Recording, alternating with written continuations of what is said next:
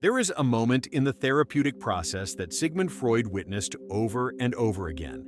A moment so profound and so disorienting that many patients would resist it with everything they had. It's the moment when someone realizes that the person they've been their entire life, the person they think of as themselves, is not actually them. It's a construction, a performance, a carefully curated presentation designed to secure approval. And beneath this construction, waiting patiently, sometimes desperately, is the actual self, the true self, the person they were before they learned that being themselves wasn't enough. This realization is terrifying, because if who you think you are is not who you actually are, then who are you? If your preferences aren't really your preferences, but internalized preferences of people whose approval you needed, then what do you actually want? If your personality isn't your personality but a strategy for securing love and acceptance, then what is your authentic nature? The ground disappears beneath your feet. The identity you've spent decades constructing reveals itself as a costume, and you're left naked, vulnerable, facing a stranger in the mirror, a stranger who is somehow more you than the person you've been pretending to be. Freud understood that most people spend their entire lives chasing approval, not consciously, not deliberately, but the pursuit of approval becomes the organizing principle of their entire existence. Every choice is filtered through the question, will this get me approval or disapproval? Every behavior is calibrated to maximize acceptance and minimize rejection. Every emotion is managed to present the most palatable version of yourself. And over time, this process becomes so automatic, so deeply wired into your nervous system, that you forget you're doing it. You forget that there's a difference between who you are and who you perform being.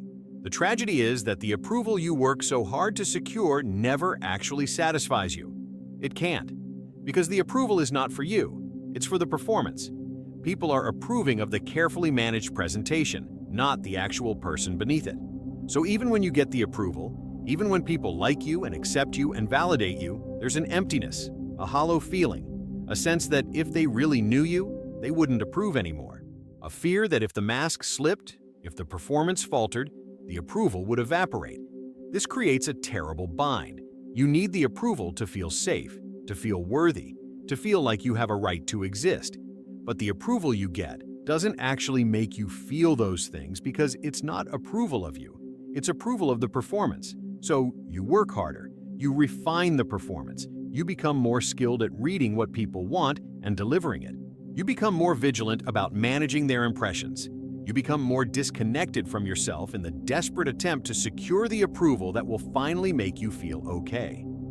Freud saw this pattern destroying people. He saw people who had achieved extraordinary levels of external approval, wealth, status, admiration, love, who still felt fundamentally empty and anxious. He saw people who were masters of social performance who had no idea who they actually were. He saw people who had sacrificed their entire authentic existence on the altar of approval and who were just beginning to realize what they'd lost. The question that haunted Freud was, how does someone break this pattern? How does someone stop chasing approval long enough to discover who they actually are? And his answer was both simple and impossibly difficult. You have to be willing to disappoint people. You have to be willing to not be who they want you to be. You have to be willing to risk disapproval, rejection, abandonment. You have to be willing to prioritize your authentic self over your performed self, even when your authentic self gets a much worse reception from the world. This is not a comfortable process. This is not a gentle awakening. This is a psychological crisis. Because when you stop performing, when you start saying what you actually think instead of what you think people want to hear, when you start doing what you actually want instead of what you think will get approval, people react. Some people are confused, some people are disappointed, some people are angry, some people withdraw their approval, their affection, their presence, and all of this confirms your worst fear, that your authentic self is not acceptable, that you need the performance to be loved, that being yourself leads to abandonment. But here's what Freud understood, what he tried to help his patients understand. The loss of approval that comes from being authentic is not actually a loss. It's a clarification. The people who withdraw their approval when you stop performing were never approving of you anyway. They were approving of the performance. Their approval was conditional on you being who they wanted you to be. That approval was never going to make you feel genuinely seen or genuinely accepted because it wasn't seeing or accepting you. It was seeing and accepting a carefully managed image. When that approval is withdrawn, when those people leave or become critical or express disappointment, you've lost something. But what you've lost is the illusion that you were genuinely connected to them. What you've lost is the exhausting burden of maintaining a performance for people who were never going to accept your authentic self anyway. What you've lost is the false sense of security that came from trying to be everything to everyone. And in that loss, in that space where the approval used to be, something else becomes possible. You finally have room to discover who you actually are. You finally have permission to explore your authentic preferences, your authentic desires, your authentic nature. You finally have the freedom to stop asking, "What will get me approval?" and start asking, "What do I actually want? What do I actually feel? Who am I actually?" These questions are harder than they sound.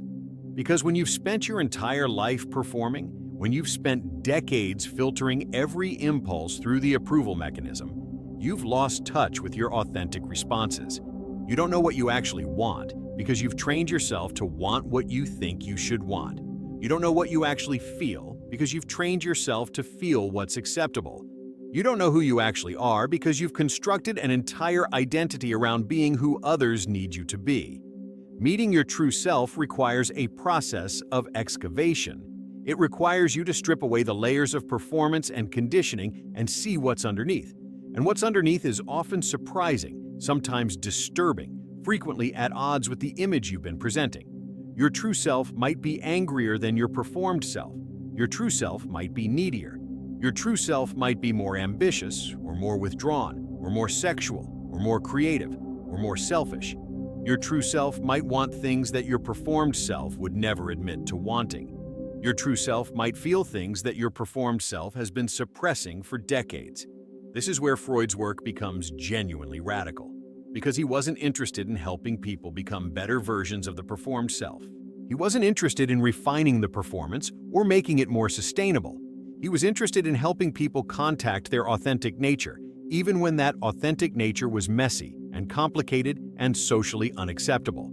He understood that psychological health requires authenticity, not approval.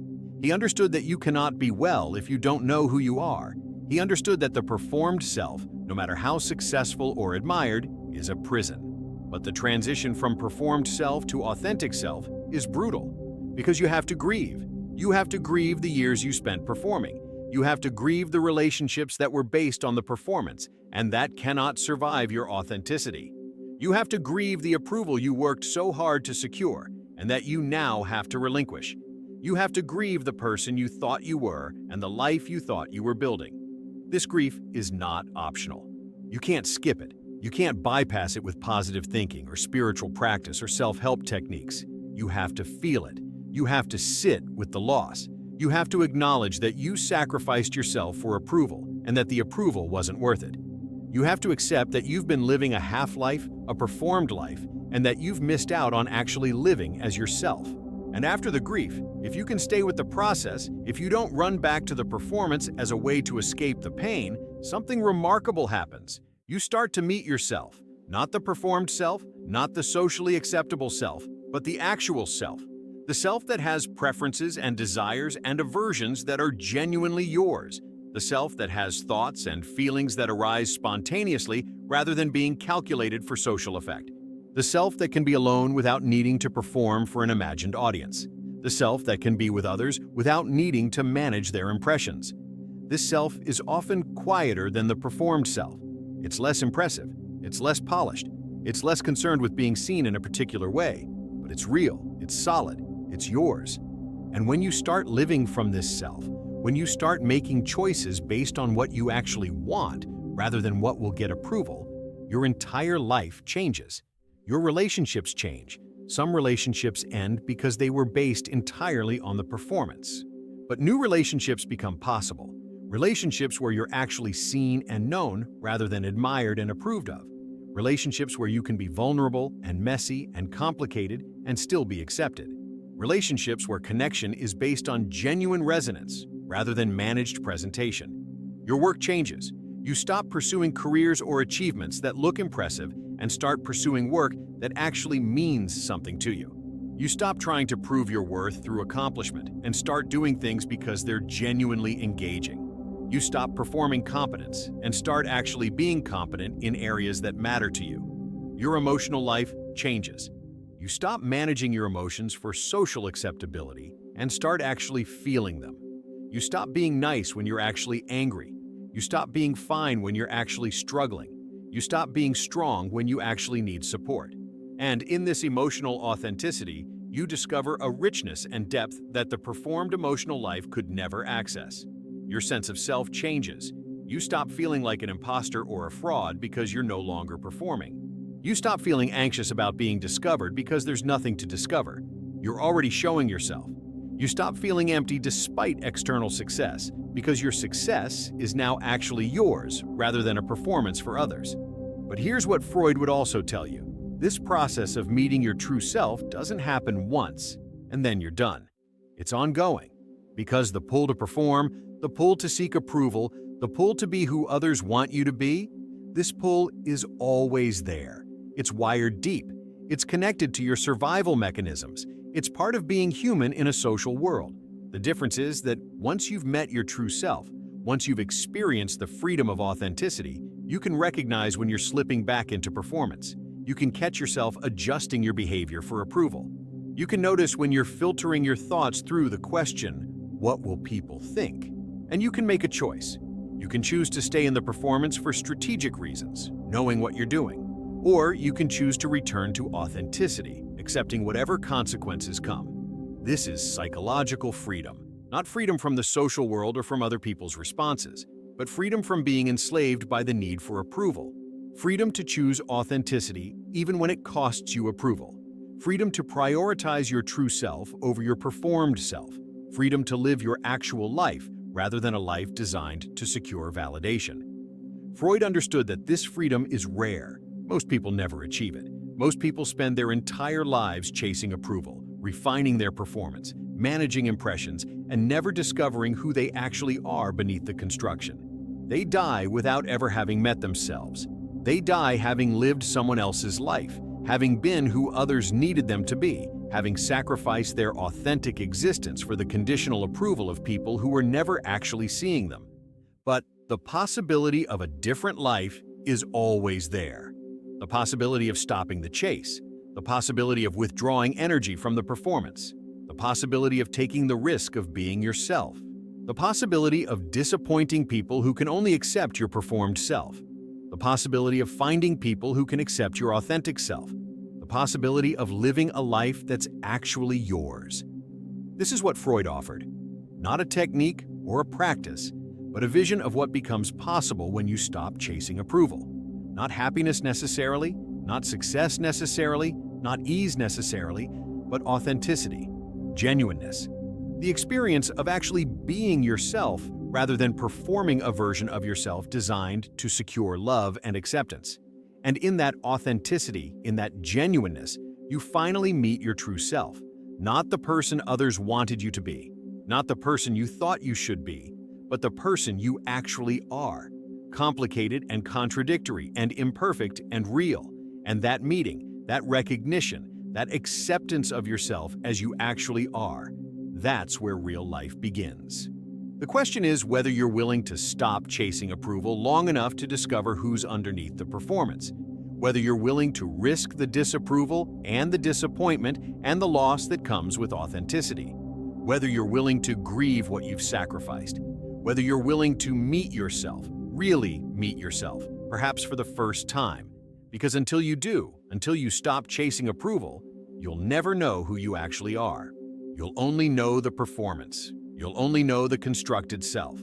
You'll only know the version of you that was designed to secure love rather than the version of you that's capable of genuine connection. And that's the tragedy. Not that you won't be approved of, but that you'll spend your entire life being approved of for being someone you're not. And you'll never experience what it's like to be seen and accepted as yourself. When you stop chasing approval, you finally meet your true self. That's not a promise of comfort. That's not a promise of universal acceptance. That's a promise of authenticity. That's a promise of reality. That's a promise of actually living your life. rather than performing a life. And that's the only promise that matters, because approval without authenticity is hollow. But authenticity without approval is still real, still yours, still life, still worth living. The choice is yours. Keep chasing approval and remain a stranger to yourself. Or stop chasing, accept the consequences, and finally meet the person you've always been beneath the performance. Freud knew which choice leads to psychological health. The question is whether you have the courage to make it.